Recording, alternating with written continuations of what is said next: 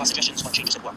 We lobby friends and family to support the political parties we endorse. But have you ever noticed some people are more effective at persuasion than others? We convince others to vote for these people are better in sales, better at winning elections, maybe even better at scoring dates. What explains this? Charisma, charm, or force?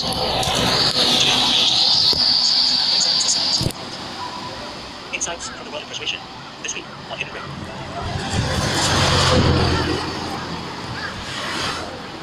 Robert Cialdini grew up in Milwaukee in the 1950s. From an early age, he was an observer of human nature. I grew up in an entirely Italian family, in a predominantly Polish neighborhood, in a historically German city, in an otherwise rural state. And what happened to me in my thinking fairly early on was to recognize the norms associated with each of those subcultures was different enough to make it more likely that somebody would say yes to you if you understood what those norms and factors were that described how people were to behave in each of those situations. What were family dinners like at your dining table and at the dining table of your Polish friends? Very different. So that in an Italian home, it was not uncommon at all for us to have arguments at the table, for us to disagree and to speak with our hands about it, and for one person to challenge another. When I went to have dinner with one of my playmates, no, it was much more organized, much more genteel, and people accorded each other a kind of grace that we didn't in my family. I remember noticing that, I have to be different here. Bob noticed that in his own family, he was more likely to get something he wanted when he demanded it. But if he was interacting with strangers or acquaintances, he needed a different approach. By the time I was an adolescent, I recognized if I drove out of the city and let's say I wanted to buy some apples by somebody, a farmer at the side of the road with a stand, the interaction that I would have with that farmer had to be preceded by some sort of sociable exchange. We had to be connected in a way. Maybe I would talk about the score of the last baseball game, and then I would get better prices. In this rural communal environment, it was important to establish a commonality and a sense of membership, shared membership in this category.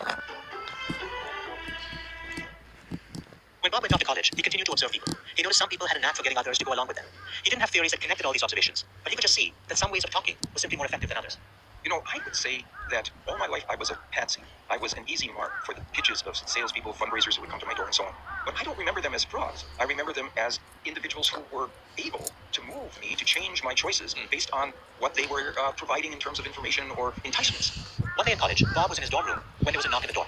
So it was somebody selling subscriptions to magazines. And I was a student, I didn't have a lot of money, but I was a sports fan, and he offered me a subscription to Sports Illustrated. And I was going to say no, because I didn't have the funds really.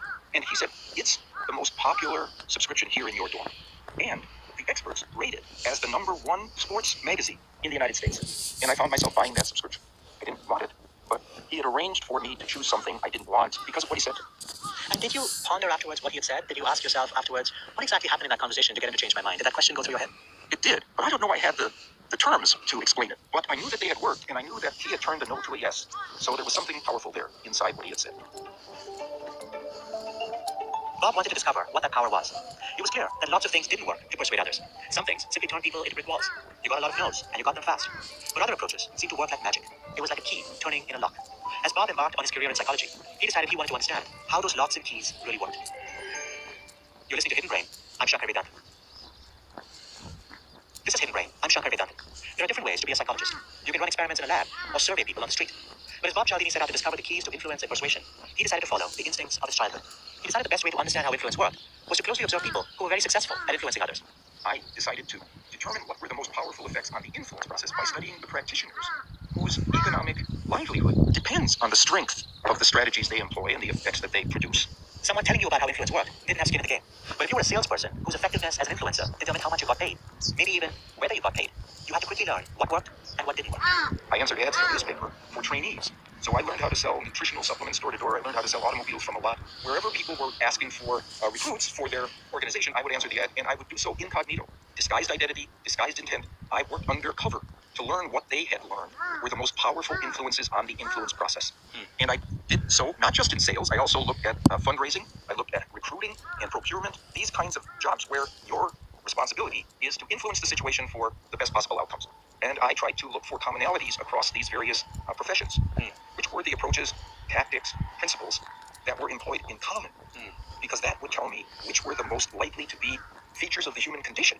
And what shocked me was how small the footprint was of those principles that were in common across all of those settings and professions. I only counted 6.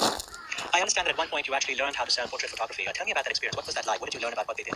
So first of all, we would sell on the phone, but we also had certain kinds of experiences in retail establishments. You go to a Walmart or a Target and so on, and there will be a booth of people selling portrait photography for your family. Right? And you could get these photographs, and then there were a number of options that you had for how many photographs of what size and so on, and you get different sets. And of course, they varied by price.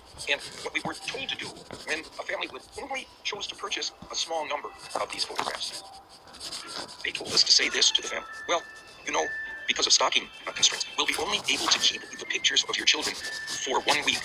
After that, we'll be forced to burn the pictures of your children. You can see the look on the faces of the parents. We are going to burn the images of my children. So it was essentially something that appealed to the idea of scarcity. This is going to be gone. It's going to be gone within 7 days unless you choose to curtail that loss. After about 2.5 years, Bob started analyzing the data he had collected. At his lab at Arizona State University, he used experimental methods to study the practices of the salespeople he had observed.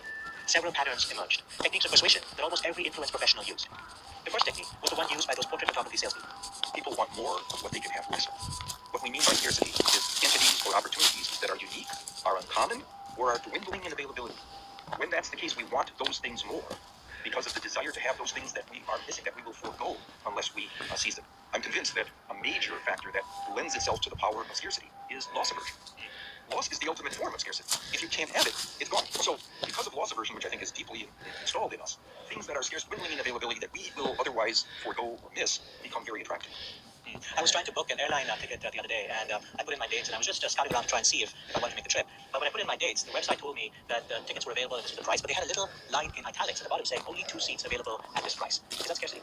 That is, it says dwindling availability. You are risking the loss of this price. There's a company called Booking.com that does reservations for hotels and place from, and they were using my principles, and they hit upon this particular tactic where you'll look at a hotel room online. It will be a certain price, and they will say 2 things. They'll say only 2 of these left at this price, and there are 5 people looking at this room right now. It's competition for scarce resources.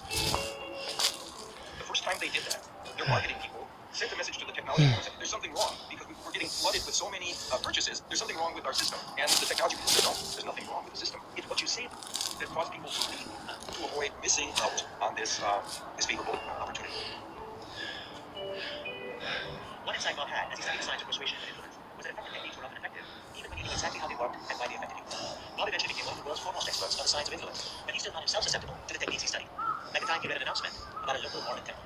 So I live in Phoenix, Arizona area. There's a suburb called Mesa, and there's a very impressive Mormon temple in the center of Mesa, where non-members are not allowed to visit a certain section of the temple that is exclusive to members, except in the first few weeks after a temple is constructed, that anyone is allowed to see all of it, or after a significant enough renovation that the temple is seen to be a new one.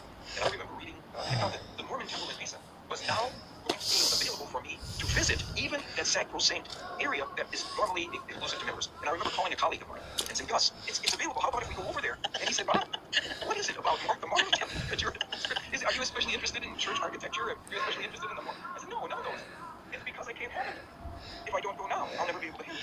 And it occurred to me then, what I've just seen is the effect of scarcity on my choices that was independent of the merits of what I was getting. I didn't care about what was in that sector. I only cared that I couldn't get there before, and now I can. Crystallize scarcity. We can all think of ways we respond to scarcity in our own lives. There are also ways to experimentally measure this phenomenon. At Florida State University, students were asked to rate the quality of cafeteria food. Sometime later, they were asked to do it again.